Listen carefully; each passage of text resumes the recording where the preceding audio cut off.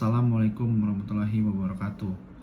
Saya akan mempresentasikan dengan hasil penelitian saya, yaitu Metopen dengan Bapak Fauzan sebagai dospen. Yang pertama itu latar belakang masalah. Perkembangan pembiayaan syariah di Indonesia terus meningkat pesat. Namun pertemuan ini menyaksikan pertanyaan besar. Apakah debitur sudah mendapatkan perlindungan hukum yang memadai? Pertanyaan ini menjadi nyata dalam kasus Haji Uwais Komaria dengan PT Trust Finance Indonesia, Unit Syariah.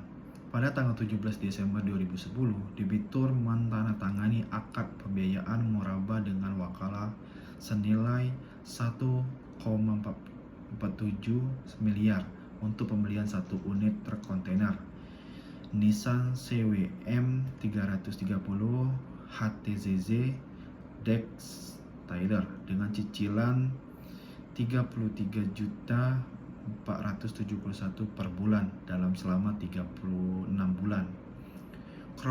Kronologi kesengketa pada tanggal 17 Desember 2010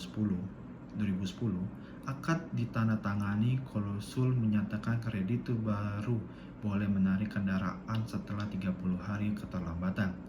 Namun tanggal 17 2013 jatuh tempo cicilan bulan Juli 2013.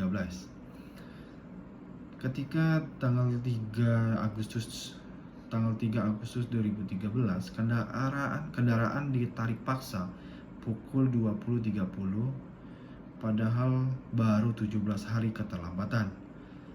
Namun tanggal 23 Juni 2014, PA Jakarta Selatan mengabulkan gugatan debitur, menyatakan kreditur melakukan PMH.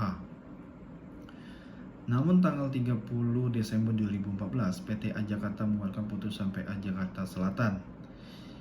Namun tanggal 26 Juni 2015, Mahkamah Agung membalik putusan. Gugatan menyatakan tidak dapat diterima. Terus alasan MA membatalkan karena hubungan hukum para pihak lahir dari akad, maka gugatan seharusnya dibentuk uang prestasi. Pada pasal 1243 KUHP Perdata, bukan perbuatan melawan hukum. Pasal 1365 KUHP Perdata. Bentuk gugatan ini yang menyebabkan debitur kehilangan hak secara prosedural. Nah, mengapa ini menjadi masalah secara teknis hukum acara? Putusan MA dapat dibenarkan, namun secara substansial, putusan ini meninggalkan celah keadilan. Debitur dinyatakan dirugikan karena penarikan kendaraan sebelum batas waktu yang diperjanjikan, justru tidak mendapat ganti rugi apapun, semata-mata karena salah memilih bentuk gugatan. Kondisi ini yang mendorong perlunya kajian komparatif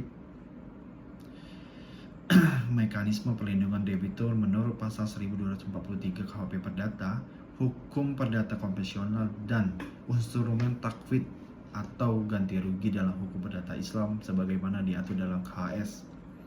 Yaitu rumusan masalahnya itu ada dua. Yang pertama itu konstruksi hukum gugatan debitur. Bagaimana konstruksi hukum yang tepat atas tindakan kreditur yang menarik kendaraan sebelum melampaui batas 30 hari yang diperjanjikan dalam akad? Apakah dikualifikasi sebagai putusan melawan hukum pasal 1365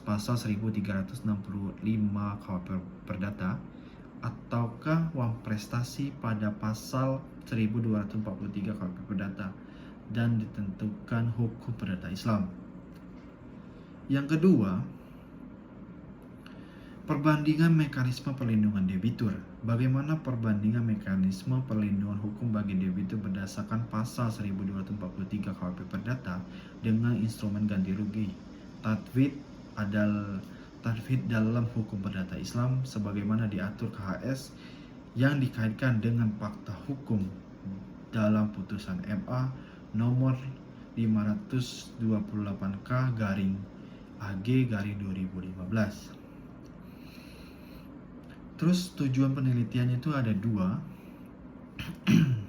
Yang pertama itu menganalisis dan menentukan konstruksi hukum yang tepat atas tindakan penarikan kendaraan oleh debitur sebelum batas waktu 30 hari ditinjau dari hukum perdata konvensional dan hukum perdata Islam.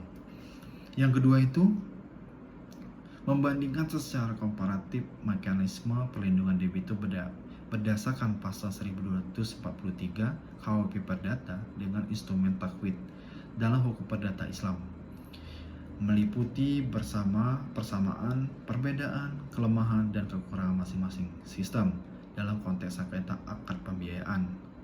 Jadi saya simpulkan, judul saya mengambil dalam kasus ini yaitu studi komparatif perlindungan debitur dalam pasal 1243 KUHP Perdata dan hukum perdata Islam. Mungkin dari saya itu aja, Pak. Assalamualaikum warahmatullahi wabarakatuh.